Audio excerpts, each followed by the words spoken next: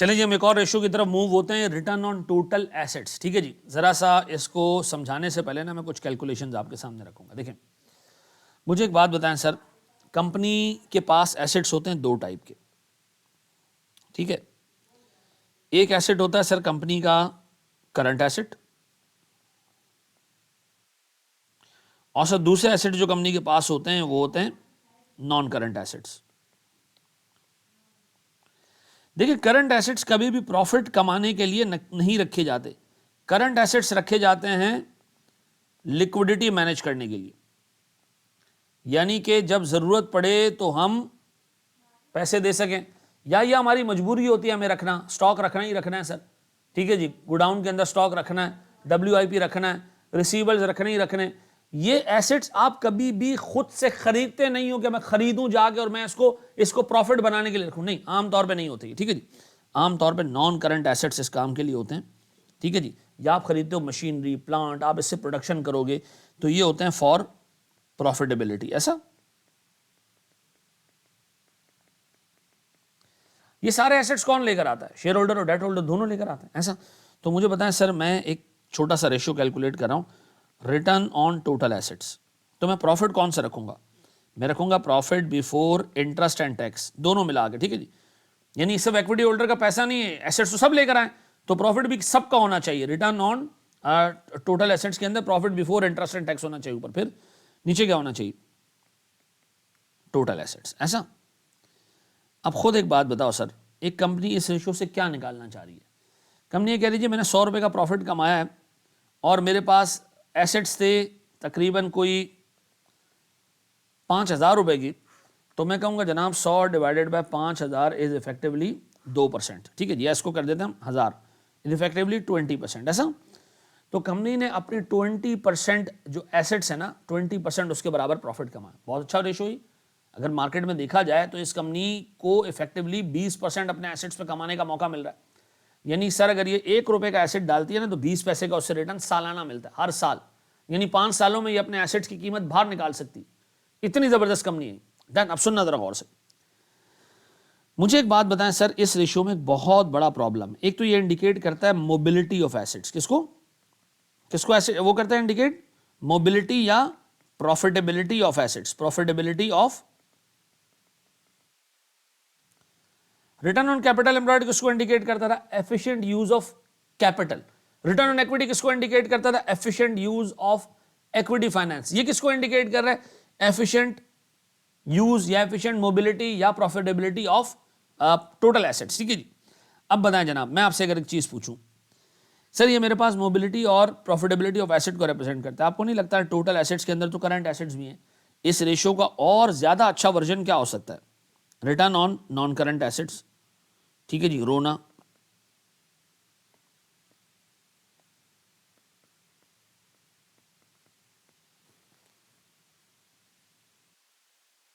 Sir ये क्या होगा जनाब? Profit before interest and tax divided by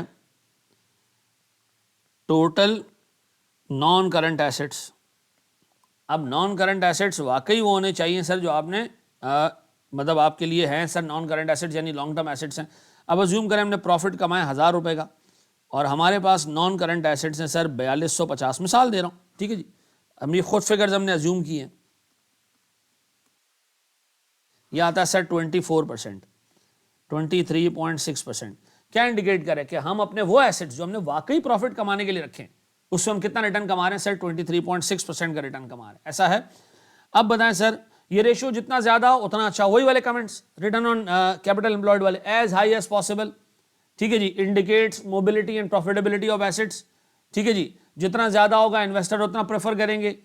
should be compared with past years in order to see consistency, should be compared with other companies in order to see हमारी सुपीरियरिटी। ऐसा, ये बात समझ आ रही है ना सर? और सर शुड बी इंक्रीजिंग। ऐसा, लेकिन सर इस रेशियो में एक प्रॉब्लम है। वो प्रॉब्लम आपने लिखना जरूर है।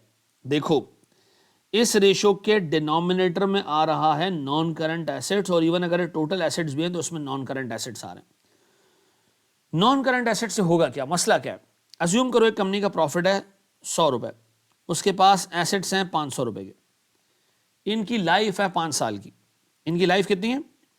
5 साल की, पहले साल का रेशियो कितना होगा 20%। अज्यूम करो प्रॉफिट अनचेंज रहा, एसेट्स डेप्रिशिएट हो गए, डेप्रिशिएट हो गए तो कितना रह गया सर 100 रुपए का, अज्यूम करो 5 साल की लाइफ डेप्रिशिएट हुए होंगे तो 400 रह गया, रेशियो हो गया जी 25%। तीसरे साल अज्यूम करो हमारा प्रॉफिट अभी भी उतना ही है, रेशियो हो गया सर और बेहतर क्योंकि एसेट डेप्रिशिएट हो रहे हैं 33.33। अब चौथे साल मसला हो गया, मसला ये हो गया कि जनाब एसेट्स और डेप्रिशिएट हुए और इसकी वजह से हमारा प्रॉफिट गिरना शुरू हो गया, प्रॉफिट रह गया 80, ठीक है जी, और सर एसेट्स रह गए 200। अब गिर रहा है प्रॉफिट, लेकिन हम सर ऐसे डीड बने हुए कि हम अपने जो है वो एसेट्स नहीं खरीद रहे हैं। क्यों? हमें लगा कि हमने अगर एसेट्स खरीदे ना तो हमारे टोटल एसेट्स बढ़ जाएंगे, नए एसेट्स आएंगे, पुराने एसेट्स तो डेप्रिशिएट होते होते छोटे हो गए, नए एसेट्स आएंगे तो क्या होगा, रेशियो यार गिरना शुरू हो जाएगा। तो मैं अपने नए एसेट्स के अंदर पैसा ही इन्वेस्ट नहीं कर रहा। अब बताएं ये रेशियो कितना बन रहा है जनाब, ये बन रहा है अराउंड 40%। अब अपेरेंटली रेशियो बढ़ता हुआ नजर आ रहा है, लेकिन असल में हो क्या रहा है, लैक ऑफ इन्वेस्टमेंट्स की वजह से, lack of investment in capital asset की वजह से हमारा प्रॉफिट गिरना शुरू हो गया। तो सर इस रेशियो में सबसे बड़ा मसला ये कि जब आप दो कंपनीज को कंपेयर कर रहे होते हैं या ओवर द ईयर कंपनी की परफॉर्मेंस देख रहे होते हैं तो बड़ी डिसीविंग इंफॉर्मेशन आती है सामने। तो हमने ये लिखना है भैया कि अगर आप दो कंपनीज को कंपेयर कर रहे हैं ना रिटर्न ऑन टोटल एसेट्स की बेसिस पे या return on non current assets की बेसिस पे, तो जो ज्यादा बेहतर है वो, लेकिन दो कंपनीज को कंपेयर करते हुए ख्याल रखना चाहिए कि यार पुरानी कंपनी का एसेट बेस पुराना होगा, उसके कैपिटल एसेट्स की वैल्यू कम रह गई होगी तो उसका रेशियो ज्यादा आएगा, और एक नई कंपनी के चूंकि एसेट्स नए होंगे तो सर उसका रेशियो क्या आ रहा होगा, कम आ रहा होगा।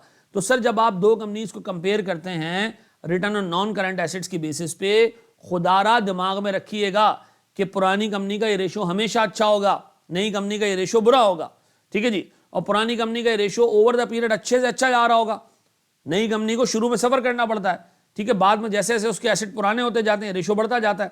तो याद रखना आपने सर इस रेशियो में बात लिखनी है, क्योंकि इसके डिनोमिनेटर में नॉन करंट एसेट्स मौजूद हैं तो दिस इज पॉसिबल कि ये कंपनी, सर ये रेशियो जो है वो कंपनी को कैपिटल एसेट्स परचेज करने से रोके, कि अगर कैपिटल एसेट परचेज किया तो रेशियो गिर जाएगा।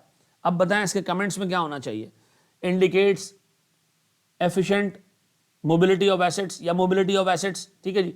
Number 2 should be as high as possible but care should be given to the fact that denominator में नॉन करंट एसेट्स हैं, ठीक है जी। If a company achieve stable profits तब भी ये रेशियो बढ़ता हुआ नजर आएगा, ठीक है जी। तो हमें इस चीज का ख्याल रखना चाहिए ऐसा। तो सर अगर मैं इसके लिखे हुए कमेंट्स आपको दिखा दूं तो आप वो याद कर लेंगे जनाब, आए जरा दोस्त। बस सर ये दो कमेंट्स आपने ना इस मामले में एडिशनल याद करने, बाकी के कमेंट्स, बाकी के रेशियो के कमेंट्स और इसके कमेंट एक जैसे, बस ये याद रखना, this ratio is to be read carefully as it is affected by the fact that assets are carried at book value in its denominator, ठीक है जी। Not to be used in comparison of two companies where the life of assets, ठीक है, asset base are different और even if same depreciation methods are different. वो कह रहा है भाई दो ऐसी कंपनीज को कंपेयर नहीं करना चाहिए जिसमें एक के एसेट पुराने हो के नए हो। इवन अगर दो कंपनीज के एसेट्स नए भी हों तो एक उसको सर डिमिनिशिंग बैलेंस वाले मेथड से चलाएगा तो शुरू के सालों का डेप्रिसिएशन ज़्यादा होगा, बुक वैल्यू कम बचेगी। दूसरे का जो है वो स्ट्रेट लाइन पे चल रहा होगा तो उसके एसेट बेस की वैल्यू जो है वो डिफरेंट होगी। तो सर याद रखना चाहिए कि इन दो ऐसी कंपनीज को इसमें कंपेयर करना चाहिए जिनकी डेप्रिसिएशन की पॉलिसीज और एसेट की यूजफुल लाइफ लगभग एक जैसी हो, ऐसा। अब बताएं सर मोटे मोटे कमेंट्स जो हमने इसमें दिमाग में रखने हैं, हमने ये रखना है जनाब। अब देखें याद करने वाली चीज़, shows the ability to mobilize assets to generate profit, या ऐसे भी लिख सकते हो indicates the mobility of assets, indicates the efficient mobility of assets, ठीक है जी। फिर figure vary industry to industry, सीधी सी बात है, कुछ इंडस्ट्रीज में बहुत कैपिटल चाहिए होता है, कुछ में कम चाहिए होता है, ऐसा पॉइंट आप छोड़ भी सकते हो। Suffers from the fact that depreciation reduces the asset balance and ratio might appear to be increasing over time, ठीक है जी। बेटर कंपैरिजन लास्ट ईयर से देखना चाहिए और सिमिलर कंपनीज से कंपेयर करना चाहिए। वैसे कमेंट्स हैं जैसे आपने अभी थोड़ी देर पहले पढ़े थे। याद रखना दो companies only comparable if they have both ratio, if they have similar asset base और similar accounting policies for depreciation, ऐसे ही है, याद रहेगा ये, याद रहेगा। अब बताएं सर इसके 4-5 मेजर कमेंट्स जो आपने लिखने, indicates how the company is mobilizing assets to generate profits. Number 2 indicates vary industry to industry. और सर मेरे पास तीसरी चीज़ should be as high as possible. Sir चौथी चीज़ sir this ratio suffers from the fact that इसके denominator में non current assets हैं। ठीक है जी, जो जितने पुराने होते जाएंगे रेशियो उतना बेहतर नजर आता जाएगा। तो मुझे बताएं 4-5 कमेंट्स जो यहाँ से आपने देखे और जो यहाँ से आपने चीज़ें देखी, तो आप कर लोगे, इसको देख लोगे पक्का। एक स्टेप और आगे जाएं। अच्छा जी, एक चीज़ और याद रखिएगा, आपने रिटर्न ऑन कैपिटल एम्प्लॉयड पढ़ लिया, return on non current assets पढ़ लिया, रिटर्न ऑन टोटल एसेट्स पढ़ लिया, रिटर्न ऑन इक्विटी पढ़ लिया। एक चीज़ दिमाग में रखना, बड़ी कंपनी जब भी होती है ना, उसको हमेशा इन रेशियोज में फ़ायदा होता है। क्यों? बड़ी कंपनी का साइज़ बड़ा होता है। ठीक है जी, साइज़ बड़ा होने से क्या होता है, वो बड़े वॉल्यूम्स में काम करती है।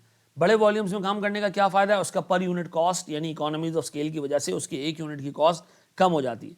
तो याद रखिएगा सर, हमारे पास कंपनी का प्रॉफिट दो चीज़ों पर डिपेंड करता है। एक तो पर यूनिट प्रॉफिट है क्या, कॉन्ट्रीब्यूशन मार्जिन एक यूनिट का कितना है, प्रॉफिट कितना है। ठीक है जी, और फिर हमने कितने यूनिट्स बेचे, दोनों चीज़ें। एक यूनिट का प्रॉफिट कितना है, फिर हमने यूनिट्स कितने बेचे। किसका एक यूनिट का प्रॉफिट ज़्यादा होगा, बड़ी कंपनी का, सस्ता पड़ रहा होगा उसको एक यूनिट। और कौन ज़्यादा यूनिट बेच पा रहा होगा, बड़ी कंपनी। तो याद रखिए सर, बड़ी कंपनी को यहाँ भी फायदा है, बड़ी कंपनी को यहाँ भी फायदा है, बड़ी कंपनी को यहाँ भी फायदा है। सर बड़ी कंपनी हमेशा लार्जर कैपिटल की वजह से एडवांटेज में होती है। सर स्मॉलर कंपनी से वो ज़्यादा प्रॉफिट बनाती है, उसके रेशियोज कंपैरेटिवली अच्छे होते हैं। तो जब आप दो कंपनीज को कंपेयर कर रहे हैं तो इस चीज़ का लिहाज ज़रूर रखिए। ठीक है जी सर, ये सारे रेशियोज हमने देख लिए। अगर मैं सर ब्रीफली सबको थोड़ा थोड़ा करके एक्सप्लेन करूं, तो मेरे पास रिटर्न ऑन कैपिटल एम्प्लॉयड था, how efficient the company has use funds. ठीक है, how efficient the company has used capital. Number 2 should be as high as possible. Sir number three हमने ये पढ़ा था कि कॉस्ट ऑफ कैपिटल से ज़्यादा होना चाहिए रेशो। फिर हमने पढ़ा था शुड बी स्टेबल और इंक्रीजिंग ट्रेंड होना चाहिए। फिर हमने रिटर्न ऑन इक्विटी को देखा कि how effectively and efficiently company has used equity funds.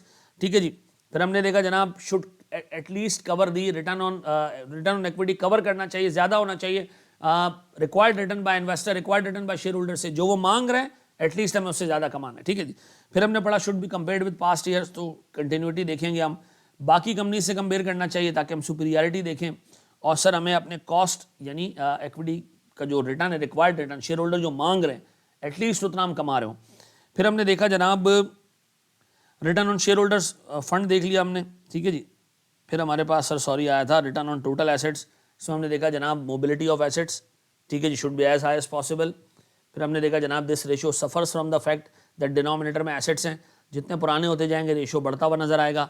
दो कंपनीज जब कंपेरेबल होती हैं जब उनके एसेट बेस की लाइफ एक जैसी और डेप्रिसिएशन की पॉलिसीज एक जैसी हो। ठीक है जी, और हमने आखिर में ये पढ़ा कि कंपनी की प्रॉफिटेबिलिटी एक यूनिट पे कमाए गए profit multiply by number of units पे होती है। बड़ी कंपनी के नंबर ऑफ यूनिट्स भी ज़्यादा होते हैं और पर यूनिट कॉस्ट कम होने की वजह से पर यूनिट प्रॉफिट भी ज़्यादा होता है इकोनॉमीज ऑफ स्केल की वजह से। ठीक है जी, थैंक यू वेरी मच, जज़ाकल्लाहु खैरन।